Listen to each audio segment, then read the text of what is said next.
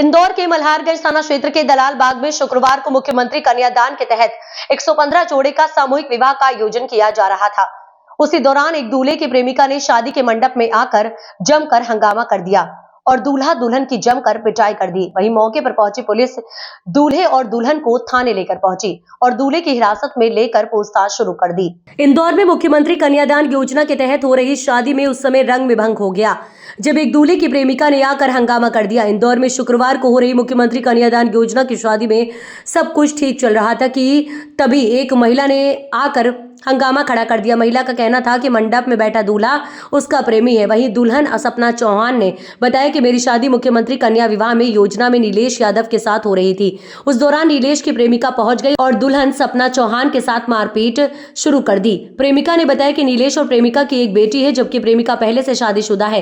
नीलेश की जिस युवती से शादी हो रही थी वो भी उसकी दूसरी प्रेमिका है जो कि घर वालों की मर्जी से शादी कर रही है। वहीं शादी के रस्मों रिवाज के बीच अधिकारी पहुंचे और पहले तो शादी रुकवाई। नीलेश पहले से शादीशुदा है और प्रेमिका ने आकर मारपीट शुरू कर दी। वहीं दुल्हन द्वारा मल्हारगंज थाने में दूल्हे की मां और प्रेमिका के खिलाफ एफआईआर करवाने पहुंची है। बहरहाल पुलिस पूरे मामले की जांच करने के बाद कार्यवाही करने की बात कह रही है। मैडम, आप यहाँ मल्हारगंज थाने शिकायत करने आए थे, क्या मामला था और किस तरह की शिकायत थी? मुख्यमंत्री कन्या विवाह योजना में जो शादियां कराई जा रही थी उसमें मैं शादी करने गई थी। तो मैं जिस से शादी करने गई थी उसकी प्रेमिका ने आके वहाँ पर मेरे साथ मारपीट की। ठीक है। और उसका ऐसा कहना है कि नीलेश यादव जिससे मैं शादी करना चाह रही थी उसकी और उसकी एक बेटी है जबकि वो महिला ऑलरेडी शादीशुदा है। मुझे थोड़ा टाइम पहले डाउट गया था, मैंने पूछा था तो उस महिला ने मना कर दिया था कि ऐसा कुछ भी नहीं है, तो अपना घर मत बिगाड़। उस चीज़ का मेरे पास प्रूफ है कि मेरी और उसकी बातचीत हुई थी, लेकिन आज उसने अचानक में आके विवाद किया और मेरे साथ मारपीट की। ये आपको पहले से पता नहीं था जिस व्यक्ति से आपकी शादी हो रही है वो पहले से शादीशुदा है या किसी अफेयर में? नहीं, मैंने क्लियर किया था तो दोनों ने बोला था कि नहीं है। ठीक है। तो मुझे आपकी जो शादी तय हुई थी वो अरेंज थी या लव मैरिज थी? मैं लव मैरिज कर रही थी और घर वालों ने अरेंज करा रहे थे। आपको कैसे मालूम पड़ा कि उसके बच्चे हैं, शादीशुदा है? वो अभी आकर के बोली शादीशुदा है, तो मुझे फैमिली से पता चल गया था कि वो ऑलरेडी किसी और से शादीशुदा है। उसके हस्बैंड भी अभी थोड़ी देर में थाने आते ही होंगे।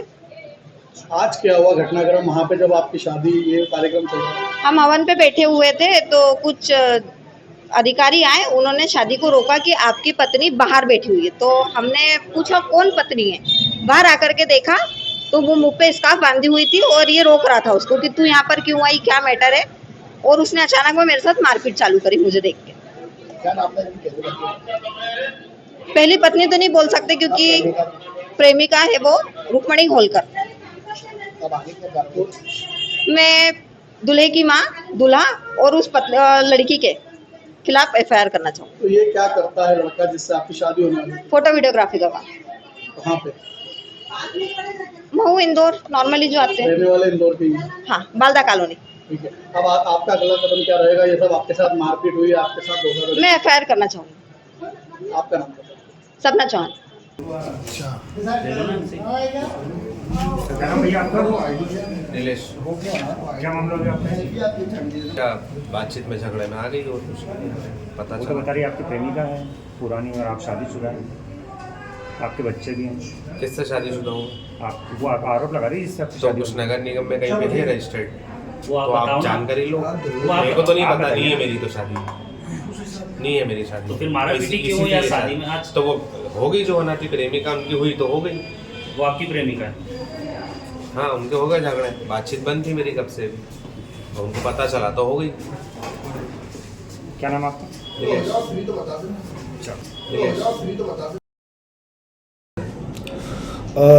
थाना मल्हारगंज में एक जो सामूहिक विवाह सम्मेलन का आयोजन किया जा रहा है और इसमें लगभग 115 जोड़ों का जो कि विवाह कराया जा रहा है। इसमें एक लड़का शादी करने पहुंचा, तभी पीछे से एक लड़की आ गई और उसके द्वारा बताया कि इसका मेरे साथ प्रेम संबंध है और इस बात पर उनकी कहासुनी हुई और इस बात पर से फिर उसको थाने पर ले जाया गया, लड़के को बैठा दिया गया। फरियादी के आने पर वैधानिक कार्रवाई की जाएगी। शाजापुर में शासन की समस्त सेवाओं का लाभ गांव के अंतिम छोर तक पहुंचाने हेतु डिप्टी कलेक्टर व जनपद सीईओ राजकुमार हल्दर ने जनपद पंचायत सभा कक्ष में बैठक ली और कहा कि योजनाओं का लाभ हर पात्र व्यक्ति को मिले, कोई भी पात्र व्यक्ति लाभ से वंचित न रहे। साथ ही निर्माण कार्य गुणवत्तापूर्ण होने के साथ साथ नियत समय सीमा में हो। डिप्टी कलेक्टर व सीईओ राजकुमार हल्दर ने ग्राम पंचायत के सचिवों, रोजगार सहायकों, उपयंत्रियों, शाखा प्रभारी, शिकायतों के नोडल अधिकारियों को सतत रूप से निगरानी करते हुए वांछित प्रगति लाने के भी निर्देश दिए हैं। इस वक्त की बड़ी खबर मिर्जापुर से आ रही है। विकासखंड जमालपुर के अंतर्गत आने वाली ग्राम पंचायत अचितपुर पुरैनी में ग्राम प्रधान और जिम्मेदारों की लापरवाही का खामियाजा प्राथमिक विद्यालय में पढ़ रहे बच्चों को झेलना पड़ रहा है। ग्राम पंचायत का आलम यह है कि हर जगह कूड़ा करकट और गंदगी का अंबार लग गया है। प्राथमिक विद्यालय में बना शौचालय महज शो पीस बनकर रह गया है। बाहर से चकाचक दिखने वाला शौचालय अंदर से उतना ही गंदा है जिसकी आप कल्पना नहीं कर सकते हैं। विद्यालय में पढ़ रहे बच्चों का आरोप है कि जब से शौचालय बना है तब से लेकर अभी तक उसमें साफ सफाई नहीं की गई है। उन्हें लघु शंका और शौच के लिए बाहर जाना पड़ता है। जहां एक तरफ सरकार बच्चों के भविष्य को लेकर चिंतित है, वहीं दूसरी तरफ स्वच्छ भारत मिशन को तेजी से बढ़ावा दे रही है, लेकिन जिम्मेदार ही ऐसी योजनाओं को पलीता लगा रहे हैं। अचितपुर पुरैनी में बना प्राथमिक विद्यालय के अंदर शौचालय की ऐसी स्थिति होना बेहद ही शर्मनाक है। यहाँ पर शिक्षा के मंदिर में ही जिम्मेदार लापरवाही बरतने से बाज नहीं रहे हैं। बताया जा रहा है सफाई कर्मी कभी भी विद्यालय में साफ सफाई करने नहीं आता है। मौजूदा सफाई कर्मी अपने मनमानी काम कर रहे हैं, गांव में भी साफ सफाई नहीं कर रहे हैं, जिससे ग्रामीणों में रोष व्याप्त है। लोगों ने जिलाधिकारी का ध्यान इस ओर आकृष्ट कराकर कार्रवाई करने की मांग की है। खबर आ रही है मध्य प्रदेश के मंदसौर से। उज्जैन लोकायुक्त की टीम ने मेडिकल एसोसिएशन के जिला अध्यक्ष को रिश्वत लेते पकड़ा। उज्जैन लोकायुक्त पुलिस ने मंदसौर में ड्रग इंस्पेक्टर के लिए मेडिकल एसोसिएशन के जिला अध्यक्ष को 26,000 की रिश्वत लेते गिरफ्तार किया है। ड्रग इंस्पेक्टर ने मेडिकल स्टोर का लाइसेंस बनाने के एवज में रिश्वत की मांग की थी। फरियादी 26,000 रुपए लेकर एसपी कार्यालय के सामने गया। यहाँ उसे दलाल के रूप में मेडिकल एसोसिएशन जिला अध्यक्ष मनीष चौधरी मिला। उसने जैसे ही ड्रग इंस्पेक्टर के नाम के रुपये लिए, लोकायुक्त की टीम ने उसे रंगे हाथों पकड़ लिया। उज्जैन लोकायुक्त डीएसपी राजेश पाठक ने बताया कि फरियादी लखन पिता कृष्ण कुमार पाटीदार निवासी नारायणगढ़ रोड हरसोल ने शिकायत दर्ज करवाई थी कि उसके मेडिकल स्टोर का लाइसेंस बनाने के एवज में ड्रग इंस्पेक्टर जय प्रकाश कुमार 26,000 रुपए के रिश्वत की मांग कर रहा है। फरियादी लखन ने इसकी शिकायत लोकायुक्त उज्जैन से की थी। जांच में शिकायत सही पाई जाने पर लोकायुक्त टीम ने शुक्रवार को मेडिकल एसोसिएशन के अध्यक्ष को रिश्वत के 26,000 रुपए लेते रंगे हाथों पकड़ा है। डीएसपी पाठक ने बताया कि ड्रग इंस्पेक्टर जय प्रकाश कुमार व उसके साथी मनीष चौधरी के खिलाफ भ्रष्टाचार निवारण अधिनियम की धाराओं में प्रकरण दर्ज किया है। सर मेरा नाम लखन पाटीदार। क्या हुआ था आपके साथ? सर मैंने एक न्यू लाइसेंस के लिए अप्लाई किया था मंदसौर में। उसमें मैं डीआई साहब से मिला था तो उन्होंने मुझे कुछ पेमेंट की डिमांड करी थी 26,000 रुपये की। तो वो मैंने मनीष भैया को दिया था उनके कहने पे कि मनीष भैया जिलाध्यक्ष मंदसौर के, तो उनको थ्रू मैंने उनको पेमेंट दिया था। वो सर ये मेरा लाइसेंस पिछले 2 महीने से इशू कर नहीं रहे थे, मैं परेशान चल रहा था। मेरा लाइसेंस से पहले एक मेरा जहाँ लग रहा था लाइसेंस, उनका कानून चालू कर दिया और मैंने नई फर्म के लिए फिर आवेदन दिया तो मेरा कानून चालू नहीं किया। 2 महीने से मुझे रोक रखा है। उस फर्म का कानून चालू कर दिया और पिपला मंडी फर्म में सिद्धिविनायक मेडिकल, उनका कानून चालू कर दिया और मेरा चालू नहीं किया है। तो डीआई साहब के पास गया था। डीआई साहब का कहना था कि मनीष भैया बोलेंगे तेरा काम मैं करूँगा, बाकी नहीं करूँगा, क्योंकि मनीष भैया ने मेरा काम रुकवा रखा था। क्योंकि डीआई साहब का नाम है जय प्रकाश, मंदसौर के ड्रग इंस्पेक्टर हैं। वो सर मंदसौर सिविल हॉस्पिटल बैठते हैं डीआई जय प्रकाश। उन्होंने मुझे बोला था कि मनीष भैया को पेमेंट कर देना, मैं तेरा काम करूँगा। मनीष भैया बोलेंगे तो तेरा काम करूँगा, बाकी नहीं करूँगा। मनीष भैया है कौन? मनीष भैया मेडिकल डिस्ट्रीब्यूटर हैं, मंदसौर के हमारे जिला के अध्यक्ष भी हैं, केमिस्ट अध्यक्ष हैं मंदसौर डिस्ट्रिक्ट के। अच्छा, कितनी डिमांड की थी? और सर डिमांड उन्होंने 26,000 की किया था डीआई साहब ने। तो मैं सर के कहने पे, डीआई साहब के कहने पे मैंने मनीष भैया को 26,000 रुपये दिए। कैसे आप लोकायुक्त तो कैसे पहुँचे? सर लोकायुक्त में 2 महीने से परेशान हो गया हूँ। मैंने काफ़ी कोशिश करी। अब साहब का कहना था, डीआई साहब का कहना मनीष भैया बोलेंगे तभी काम करूँगा। मनीष भैया ने मेरे काम में रुकावट डाली थी। रुकावट एक सही इवन में यहाँ जहाँ आवेदन देने गए ना दुकानदार को आवेदन अप्लाई करने के लिए, उसको भी उन्होंने फ़ोन लगा बोल दिया भैया इसका आवेदन मत करना जब तक मैं नहीं बोलूँ। मतलब मेरा उनका कुछ 5-7 हज़ार का लेन देन था मनीष भैया, पुराना हिसाब किताब दुकान का था। 2-4 साल से मैं दे नहीं पाया था, मेरा कुछ इशू था, वो एक्सीडेंट भी हो गया था, मैंने फार्मा छोड़ दी थी। वो पेमेंट भी मैंने इनको कर दिया था। वो पेमेंट देने के पहले इनका बाकी था, मतलब इनका पेमेंट रुका हुआ था 7,000 रुपये मेरे से। तो मैंने नए फॉर्म का आवेदन दिया। अब मनीष भैया कहना तू मेरा पैसा जमा कराया तो तेरा काम होगा, बाकी नहीं होगा। और मनीष भैया ने DI को बोल दिया सर मेरा पेमेंट आएगा तो आपका काम होगा, लखन काम करना बाकी मत करना। और DI साहब के पास गया, DI साहब नहीं बोला, मनीष भैया बोलेंगे तो काम करूँगा। तो मनीष भैया को हमने कितने पैसे दिए? DI साहब के कहने में मैंने मनीष भैया को 26,000 रुपये दिए। आपका नाम क्या है? लखन पाटीदार। अरे रोल भाई चलो। हाँ रोल जी जी जी। सर एक कार्रवाई की गई, क्या कार्रवाई की गई है?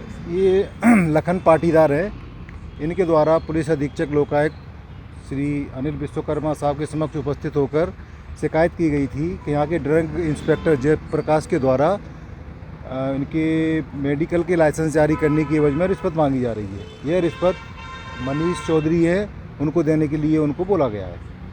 इस शिकायत का SP साहब ने मेरे इस माध्यम से सत्यापन कराया। शिकायत सत्यापन में सत्य पाई गई। इसी कार्यक्रम में आज मनीष चौधरी को रिश्वत लेते हुए ट्रैप किया गया है। जो जयप्रकाश जो ड्रग इंस्पेक्टर हैं उनके लिए वो रिश्वत ली जा रही थी। सर इसमें क्या उनको भी आरोपी बनाया जयप्रकाश को? और हाँ बिल्कुल, जयप्रकाश भी आरोपी है जी। उनके द्वारा डिमांड है उसमें। सर कितने रुपए की रिश्वत है क्या? 26,000 रुपये की रिश्वत इसमें मांगी गई थी और 26,000 रुपये लेते हुए वो ट्रैप किए गए। क्या मनीष ने भी बयान में बताया क्या कि कितने साल से दलाली का काम कर रहा है वो? अभी कार्रवाई जारी है, ये बताना भी जल्दबाजी होगी। ठीक है, थैंक यू। मंदसौर के सीतामऊ में विद्युत डीपी की समस्या को लेकर भाजपा विधायक हरदीप सिंह डंग और अधिकारियों के बीच जमकर तनातनी हो गई। किसानों को आ रही समस्या को लेकर विधायक हरदीप सिंह डंग विद्युत वितरण कार्यालय पर पहुंचे तो वहां पर अधिकारी विधायक को संतुष्टिजनक जवाब नहीं दे पाए और न ही किसानों को आ रही समस्या का कोई निराकरण कर पाए। तो विधायक डंग अधिकारियों पर गुस्सा हो गए और जमकर खरी खोटी सुनाई, लेकिन अधिकारियों पर उसका भी कोई असर नहीं हुआ। लगातार 4 घंटे तक विधायक को कार्यालय में बैठने के बावजूद भी समस्या का निराकरण नहीं होता देख किसान और भाजपा कार्यकर्ता आक्रोशित हो गए और उन्होंने सड़क जाम कर दी। बाद में सांसद सुधीर गुप्ता भी विद्युत वितरण कार्यालय पहुंचे और उन्होंने भी अधिकारियों को खूब सुनाई। विधायक हरदीप सिंह डंग ने विद्युत वितरण कार्यालय से की ऊर्जा मंत्री प्रद्युमन सिंह तोमर को फोन लगाकर किसानों की समस्या से अवगत करवाया और दोषी अधिकारियों पर कार्रवाई की मांग की, जिसके बाद जाकर जिले के वरिष्ठ अधिकारी विद्युत वितरण कार्यालय पहुंचे और रोड जाम कर रहे किसानों को आश्वस्त किया और सांसद विधायक को भी 24 घंटे में समस्या का निराकरण करने की बात कही। पूर्व मंत्री और बीजेपी विधायक हरदीप सिंह डंग ने कहा कि अधिकारियों की लापरवाही और उनके निकम्मेपन के चलते किसानों को परेशान होना पड़ रहा है। जिस विद्युत डीपी की क्षमता 100 कनेक्शन की है, उस पर उसकी क्षमता से कई ज्यादा कनेक्शन विद्युत विभाग द्वारा दे दिए गए हैं, जिसके चलते ट्रांसफार्मर जल रहे हैं और किसानों को परेशान होना पड़ रहा है। अधिकारी कोई सुनने को तैयार नहीं है। विधायक डंग ने कहा कि इसी तरह के अधिकारी सरकार की बदनामी करवा रहे हैं, जबकि अधिकारी चाहते तो तुरंत समस्या का निराकरण कर सकते थे। तो मेरे को उत्तर देना चाहिए, देना चाहिए। सभी जनता खड़ी है यहाँ पे, पब्लिक का तो मैं फोन करना चाहिए, होना चाहिए रिटर्न। तो अभी क्या कार्रवाई चल रही है, क्या यहाँ किसान खड़ा है?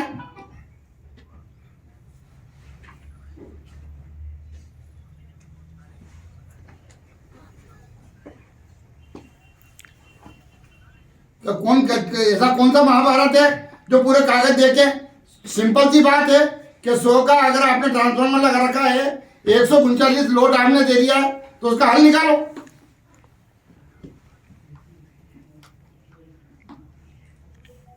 आप एसी हो, एसी तो आपको ये छोटी सी बात के लिए किससे समाधान ढूंढना है? मतलब इसकी पावर नहीं है कि क्या निर्णय करना है? आपके इसमें जिले में निर्णय ले पाओगे आप? ये निर्णय लेने का अधिकार नहीं है आपको। तो ये कनेक्शन देने का है कि भाई जो 100 का है उससे ज्यादा देने का कनेक्शन का पावर है आपके पास। अरे क्या पावर है कि जो 100 का है ट्रांसफार्मर आपने 150-200 तक दे दिए है, तो वो पावर आपके पास है और निर्णय लेने का पावर नहीं है आपके पास। अरे मेरी बात सुनो, इसका क्या कर रहे हो बताओ आप? तो मैं मतलब ये किसान यहाँ खड़े बोल नहीं क्या अभी के मेरे को बताओ क्या करा आपने? कौन पूछ रहा? हाँ 2500 मैं यहीं बैठा हूँ जब तक ये ध्यान रखना। 2500 कहाँ से जाओ, क्यों जाए, मेरे को उत्तर तो मिला कम से कम। क्या कर रहे हो आप? नहीं, आप देखो मेरी बात सुनो, इसको हल्के में मत लो आप। आपके डिपार्टमेंट की गलती है कि जहाँ आप तो इसका अभी समाधान करो, मैं जब जाऊंगा इसका समाधान होगा जब।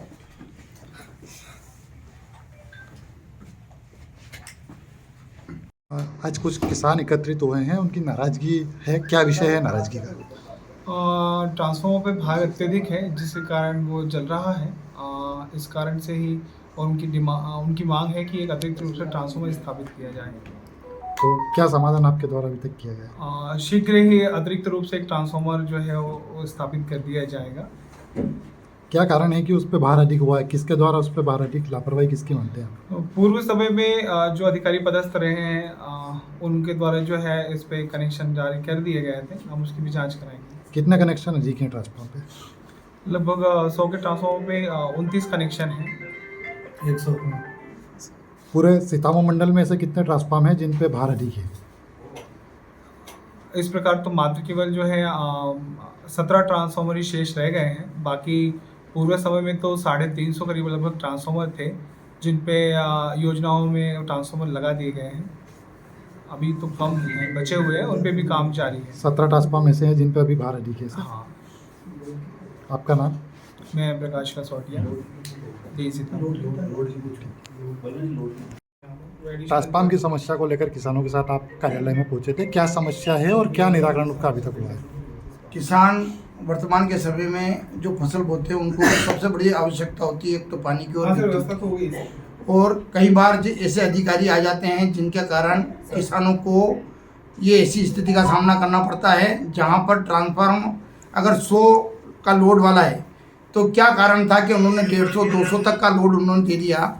ये भी वर्तमान का जो हमारे सीतामऊ का एक ट्रांसफार्मर है 100 का उसकी कैपेसिटी और 139 का लोड दिया है और 139 के बाद वो लगातार चल रहा है। चौथी बार अधिकारी कोई संभालने वाला नहीं था।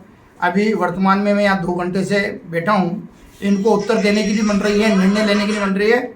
मैं माननीय मंत्री जी को धन्यवाद दूंगा कि उनके संज्ञान में जब आया तो उन्होंने अभी व्यवस्था कराई है और ऐसे निकम्मे अधिकारी जो जान करके किसानों को परेशान करते हैं उन पे कार्रवाई करने के लिए आगे एक कदम उठाए जाए। मेरा तो यही कहना है, इसकी बात वहाँ मंत्री जी से की जाएगी क्योंकि ऐसे निकम्मे अधिकारियों के कारण सरकार की बदनामी होती है और किसान भी परेशान होते हैं क्योंकि वो सही ना तो जानकारी दे पाते हैं, ना ऊपर देते हैं, ना नीचे देते हैं। जबकि अभी विद्युत मंडल के लिए सरकार ने RDSS के स्कीम चालू कर रखी है, उनको एक एक्स्ट्रा ट्रांसफार्मर लगाने के लिए अनुमति दे रखी है। एक तो जो स्वीकृत होते हैं वो और अलग से भी इनको लगाने की अनुमति है, पर इन्होंने जान करके किसानों को एक मजाक समझा हुआ है। ऐसे अधिकारियों पर कार्रवाई होना चाहिए। लगभग 17 ट्रांसफार्मर ऐसे हैं जिन पर अधिक लोड है, मानते हैं कहीं ना कहीं अधिकारियों की लापरवाही के कारण? बिल्कुल अधिकारियों, क्योंकि जब इनकी वसूली होती है जब तो ये वसूली करते हैं, तो इनका फर्ज भी बनता है कि हम ओवरलोड अगर कर रहे हैं तो वहाँ एक्स्ट्रा ट्रांसफार्मर की व्यवस्था करें, नहीं तो ये जानकारी ऊपर दें जिसके लिए वो आगे उसकी व्यवस्था हो सके। पर इनकी लापरवाही के कारण आज किसान परेशान। अभी क्या स्थिति है, किसान नाराज हैं और सड़क जाम? अभी मंत्री जी से बात हुई है, मंत्री जी का फोन आया कि हमने व्यवस्था कर दी है, कल इनका ट्रांसफार्मर लग जाएगा। अभी AC आएगा तो किसानों से बात करके ये तो एक है, और भी जितने भी ओवरलोड हो तो जल्दी से लगे और लगातार सरकार लगा रही है। मैं डॉक्टर मोहन जी यादव जी को और हमारे मंत्री जी को धन्यवाद देता हूँ कि वो तो कर रहे हैं, पर कहीं ना कहीं अधिकारी लापरवाही कर रहे हैं, इन पे कार्रवाई होना चाहिए। इंदौर सिलिकॉन सिटी में गुरुवार रात एक युवती को लेकर बड़ा विवाद हो गया। युवती के मुंह बोले भाई ने एक युवक को चाकू मार दिया तो घायल के साथियों ने आरोपी को मार मार कर अधमरा कर डाला। मामले में दोनों ही पक्षों ने एक दूसरे के खिलाफ केस दर्ज करवाया है। एडिशनल DCP आलोक शर्मा ने बताया कि अभिषेक भदौरिया की शिकायत पर आरोपी गब्बर उर्फ मुस्तफा जकरुद्दीन के खिलाफ केस दर्ज किया गया। वहीं दूसरे पक्ष से गब्बर की शिकायत पर अभिषेक और उसके साथियों के खिलाफ प्रकरण दर्ज हुआ। गब्बर उर्फ मुस्तफा की मुंह बोली बहन की दोस्त थी। अभिषेक से ऐसी बात को लेकर दोनों में तानातानी थी। अभिषेक और उसके साथियों ने गब्बर को मिलने बुलाया। बातचीत के दौरान दोनों के बीच विवाद हो गया। तो गब्बर ने चाकू निकालकर अभिषेक के पेट में मार दिया। इधर अभिषेक और उसके साथियों ने उसके पैर बांधकर उसे जमकर पीटा। विवाद की सूचना मिलते ही पुलिस मौके पर पहुंची और घायल को अस्पताल पहुंचाया। बताया जा रहा है कि गब्बर बोहरा समुदाय से है, उसका आपराधिक रिकॉर्ड भी है। पुलिस मामले में पूछताछ कर रही है। ओबरा सोनभद्र ताप विद्युत गृह ओबरा के बाउंड्री वॉल से सटाकर नगर पंचायत ओबरा द्वारा कथित तौर पर किए जा रहे विकास कार्य को लेकर तापीय परियोजना ओबरा के सिविल प्रशासन और नगर पंचायत ओबरा अध्यक्ष प्रतिनिधि के बीच बुधवार को नोकझोंक की स्थिति रही। नगर पंचायत ओबरा द्वारा ताप विद्युत गृह ओबरा के बाउंड्री वॉल से सटाकर जगह जगह टीन शेड का निर्माण कराने की प्रक्रिया शुरू की गई थी, किंतु परियोजना की सुरक्षा दृष्टि को ध्यान में रखते हुए सिविल प्रशासन ने आकर कार्य रुकवा दिया। तनातनी के बीच नगर पंचायत अध्यक्ष प्रतिनिधि ने जहां शासनादेश दिखाने की बात कही तो वही परियोजना अधिकारी ने अनापत्ति दिखाने की बात कही। सिविल प्रशासन ने कहा कि किसी भी दृष्टि से परियोजना की सुरक्षा के लिए न तो टीन शेड, यात्री शेड या अन्य विकास कार्य बाउंड्री से सटाकर कराया जा सकता है और न ही बाउंड्री से सटाकर वृक्षारोपण ही किया जा सकता है।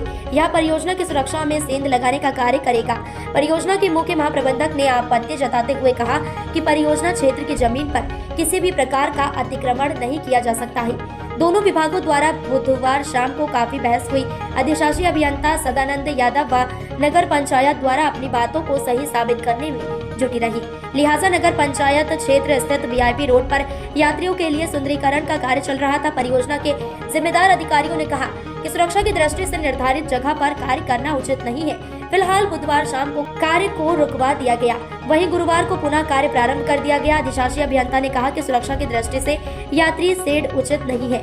यात्री शेड से सटे हुए परियोजना की बाउंड्री वॉल है, वहां किसी प्रकार का कंस्ट्रक्शन नहीं होना चाहिए। सुरक्षा दृष्टि से कोई समझौता नहीं कर सकते। वहीं नगर पंचायत ईओ मधुसूदन जायसवाल ने जानकारी देते हुए बताया कि जिलाधिकारी सोनभद्र के द्वारा इस कार्य की अनुमति दिया जा चुका है और परियोजना द्वारा CSR फंड का अनुमोदन भी दिया जा चुका है। कार्य में किसी प्रकार की बाधा उत्पन्न नहीं की जा सकती है। क्या नहीं रख रहे हैं आपके नगर में, ठीक है, लेकिन हमें एक शासनादेश दे दीजिए आप कि आपके यहाँ बिना अनापत्ति लिए हम काम नहीं करा सकते। वो ठीक है, वो तो कहे है ना कि हमसे अनापत्ति लिए बिना काम नहीं करो। अनापत्ति की मतलब उसका है, उनके पास शासनादेश है कि बिना अनापत्ति हम काम नहीं कर सकते।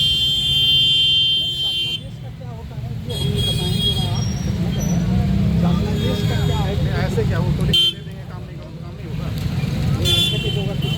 जनता है, नगर की जनता वहाँ पे हमारी शासन में वार्ड गठित किया है सर। पहली बार हो रहा है, आपके पहली बार हो रहा है। नगर पंचायत जिस पंचायत हुआ है नगर हम भी उलझने नहीं आए। आपकी भाषा हम थोड़े गुस्सा हैं। पहली बार हो रहा है। नहीं सर, वो ठेकेदारी का नुकसान होता है, नहीं जनता के खेती चीजें बाधित हो जाती है। सर विभाग से अलग किसी को नुकसान आप सहयोग करें सर। नहीं, इसमें हम बिना अनापत्ति के आप कोई चाहिए सर। अनापत्ति आपको सर आपको पहली बात कोई भी करने देंगे, पहली बात। और दूसरी बात की कानूनी और की सुरक्षा के दृष्टि से कहीं भी उचित नहीं है कि यहाँ बाउंड्री वाल के बगल में शेयर। पेटलावत भैरवनाथ मवेशी मेला प्राचीन होकर पेटलावत में वर्षों से लगते आ रहे हैं। उक्त मेला में झूला चक्री व्यापारी नगर परिषद को शुल्क देकर वर्षों से झूला चक्री लगा रहे हैं, किंतु इस वर्ष नगर परिषद द्वारा ठेका पद्धति के माध्यम से झूला चक्री लगाने को लेकर निर्णय लिया गया, जिसके चलते गरीब झूला चक्री लगाने वाले व्यापारियों पर संकट आ गया है। लाखों रुपए का भाड़ा खर्च कर झूला व्यापारी अपने झूलों को लेकर बामनिया मेले में आए थे और हर वर्ष की तरह बामनिया मेला समाप्त होने के बाद पेटलावत मेले में झूला चक्री लगाए जाना था, किंतु सूत्रों के अनुसार ज्ञात हुआ है कि नगर परिषद द्वारा ठेका पद्धति के माध्यम से एक व्यक्ति को ठेका दे दिया गया है, जिस वजह से ठेकेदार के अनुसार ही मेले में झूला चक्री लगाए जाएंगे। ऐसे में जो हर वर्ष मेले में झूला चक्री लगाते हैं उन्हें इस बार मेले से बेदखल कर दिया गया है। मेले में झूला चक्री लगाने वाले व्यापारियों पर आर्थिक संकट भी आ गया है। व्यापारी इस कड़कड़ाती ठंड में अपने साथ महिलाएं एवं छोटे मासूम बच्चों को लेकर इस उम्मीद के साथ आए थे कि उन्हें पेटलावत भैरवनाथ मवेशी मेले में हर वर्ष की तरह इस वर्ष भी झूले चक्री लगाने का मौका मिलेगा, किंतु नगर परिषद के ठेका पद्धति वाले निर्णय ने उन्हें हताश और निराश कर दिया है। मेले में आए व्यापारियों ने जिला कलेक्टर से न्याय की गुहार लगाई है कि पेटलावत मेला में ठेका पद्धति को समाप्त किया गया और हर वर्ष की तरह ही इस वर्ष भी मेले में झूला चक्री लगाने की अनुमति ही दी जाए। अन्यथा व्यापारियों को बड़ा नुकसान उठाना पड़ेगा। दादा क्या नाम है आपका? रितु भाई, क्या समस्या है आपकी? समस्या ये है कि हम लोग झूले वगैरह लेके आते हैं, बीवी बच्चे बाल बच्चे सब साथ में होते हैं, बाहर से दूर से आते हैं, भाड़ा किराया खर्चा करके आज यहाँ 15-20 दिन से बैठे हैं। हमारी ये रूट है पूरी, बाबनिया पेटलावत ये सब है। अब ठेका किसी और को दे दिया गया तो हम लोग का कैसा गुजारा होगा? आपको कैसे पता चला कि ठेका हो गया? ठेका हो गया, हम लोग 2-3 बार जा के आए, वहाँ पैसा देने की सब कुछ बात हुई, पर हमारे को धक्के खिलाए और बाद में किसी और को ठेका दे दिया गया। कितने समय से आप यहाँ पेटलावत और रायपुरिया मेला कर? काफ़ी टाइम हो गया हम लोग को, करीब बाप दादाओं के टाइम का हम लोग इधर रायपुरिया पेटलावत है सब लाइन करते हैं। क्या आइटम लेके आए झूले में आप? झूले में सभी हैं, झूले 7-8 गाड़ी माल है। कहाँ से आए आप? मैं तो अहमदाबाद से आया हूँ। क्या नाम है दादा आपका? सर मेरा नाम अजय है। क्या समस्या आ रही है? सर समस्या ये हो गई सर कि हमें यहाँ पर 1 महीना हो गया सर, और हमारा ये रूल काफ़ी ख़राब हो जा रहा है सर हमारा, और समस्या काफ़ी होगी सर। हमारे पास ये टोरा माल है, नाव है, झूला है, ड्रैगन है, चांतारा, उसका भी सामान है। हमारे पास करीबन 10 गाड़ियाँ माल है, और हम लोग ग्वालियर से आए हुए हैं सर, और हमें यहाँ 1 महीना हो गया। और ये हमारा रूल चलता है सर, ये पेटलावर और ये हमारे ये वाला मेला चीज़ काफ़ी समय से चला रहे। पहले हमारे पापा चलते थे, और अब हम लेके माल लेके आए हुए। हमारी फैमिली भी है यहाँ पर काफ़ी समय से पड़े हुए सर। हम ठेके के विचार में वहाँ काफ़ी चक्कर राउंड लगाए, मगर हमारे वहाँ पर भरोसे पे रखा गया और ठेका किसी और व्यक्ति को दिया गया सर। और जिसको ठेका दिया गया वो पहली बार इस रूट पे आ रहा है? इस रोड पे वो पहली बार चले हुए सर, और हमें भरोसे पे रखा गया सर, और हमारी काफ़ी समस्या हो गई सर, और काफ़ी टाइम से हम यहाँ पर ये मेले लाइन में चले हुए सर। इसको लेकर के सूचना दी आपने? सर हमने इससे पहले सूचना दी थी सर, कई बार ऑफिस में चक्कर भी काटे हमने सर। मैडम ने हमें यहाँ पर वहाँ पर गए सब, हमें भरोसे में रखा गया कि हम मिलेगा, और देने के बाद में उनको किसी और को पकड़ा गया। ठीक है फिरोज भाई, क्या समस्या आपकी जो आप बता रहे? समस्या ऐसा है साहब कि हर साल मेला करते हैं ये सभी हम लोग, बहुत आज से नहीं बरसों से करते आए हैं, पर अभी वहाँ ऐसा सुनने में आया कि भाई एक ही इंसान को ठेका दे दिया है, तो अभी हम तो साहब इधर फंस जाएंगे ना। अभी 15-20 दिन हमारा क्या होगा, कहाँ से खाना खाएंगे, क्या करेंगे? जब मेले में जगह ही नहीं मिलेगी तो जाएंगे किधर? और आजकल के नहीं है साहब, बरसों से घूम रहे हैं लाइन के अंदर, और आप सबका आग मार के एक ही इंसान को दे दोगे तो नहीं चलेगा ना। इसके बाद कहाँ जाएंगे मेले में आप? बामनिया कहाँ जाएंगे? बामनिया के बाद तो अभी पेटलाबाद जाने का था साहब। तो क्या कहा गया आपको? समस्या वहाँ ऐसा है कि वहाँ जगह का बोले एक ही जन को ठेका दे दिया साहब। ऐसा थोड़ी होता है, मेले में सब आइटम वालों को थोड़ा थोड़ा चांस देना चाहिए, सभी खाने कमाने आए बाहर से। आपको अगर जगह नहीं मिलती है तो क्या करेंगे आप? क्या करेंगे साहब, बैठे हैं अभी, किसको हम क्या कर सकते हैं? बस हमारी यही अनुरोध है कि भाई हमारा भी कुछ सोचे। अब ऊपर भगवान है, नीचे हमें। ओबरा वीआईपी रोड स्थित सेक्रेड हार्ट स्कूल में मंगलवार को वार्षिक उत्सव का कार्यक्रम आयोजित किया गया। कार्यक्रम के मुख्य अतिथि प्रयागराज से बिशप लुइस मैस्क्रेनहास, सीजीएम ओबरा, नगर पंचायत अध्यक्ष चांदनी देवी, अधिशासी अधिकारी मधुसूदन जायसवाल, क्षेत्राधिकारी ओबरा हर्ष पांडे व थाना प्रभारी राजेश कुमार सिंह रहे। अतिथियों ने अपने उद्बोधन के द्वारा सभी विद्यार्थियों को प्रोत्साहित कर शुभकामनाएं दी। वार्षिक उत्सव का विषय बहुत ही जोशपूर्ण एवं प्रेरणादायी था। कार्यक्रम में भाग लेना और उसे पूरी लगन के साथ पूरा करना, ये कार्य विद्यार्थियों एवं पूरे स्कूल परिवार के द्वारा अध्यापिकाओं द्वारा बड़े ही जोश के साथ किया गया। जहां एक और वार्षिक उत्सव का विषय स्पर्श, जिसमें पटकथा, देशभक्ति, वीर जवानों की शहादत पर गाने, माता पिता की सेवा, नृत्य, नारी शक्ति व बड़ों का आदर करना पर ध्यान दिया गया। वहीं दूसरी ओर वेशभूषा पर भी काफी कार्य किया गया। विद्यार्थियों की लगन, अपने नृत्य प्रदर्शन को सबसे बेहतर करने की ललक और मिलकर पूरे वार्षिक उत्सव को सफल बनाने के प्रयास काफी सराहनीय है। वार्षिक उत्सव के आयोजन के दिन बच्चों की रंग बिरंगी वेशभूषा, मंच पर की गई लाइटिंग, साज सज्जा दिल को लुभा लेने वाली थी। विद्यार्थियों का बड़े ही समायोजित तरीके से अपने अपने कार्यक्रम की प्रस्तुति देना प्रशंसनीय था। दर्शक दीर्घा में बैठे पेरेंट्स जो अपने अपने बच्चों का उत्साहवर्धन करने पहुंचे थे, उनके उत्साह का तो क्या कहना था। जोश कार्यक्रम को देखकर उसे महसूस करके उनकी आंखों की खुशी बच्चों की मेहनत को साफ स्पष्ट कर रही थी। कार्यक्रम की सफलता पर प्रिंसिपल अमल रोज, सिस्टर शैली, सिस्टर लिनीट ने सभी प्रतिभागियों के साथ पूरे स्कूल के अध्यापिकाओं व कार्यक्रम में सहयोग किए लोगों को शुभकामनाएं दी हैं। एक और बड़ी खबर आपको बताते चले, बैंक बकाया मामले में चल संपत्ति हुई सील। ओबरा तहसील ओबरा उप जिलाधिकारी के आदेश पर हुआ सील। उसी प्रकार बैंक बकाया मामले में हुआ सील। रोमी खान निवासी मिल्लत नगर ओबरा की चल संपत्ति सील। भारत ह्यूमन पाइप मिल्लत नगर अबू हामिद सेक्टर नंबर 7 को किया गया सील। उक्त कार्रवाई उप जिलाधिकारी ओबरा के निर्देश के क्रम में हुई, जिसमें अमीन अमरेश पाठक, विनय कुमार गुप्ता मौजूद रहे।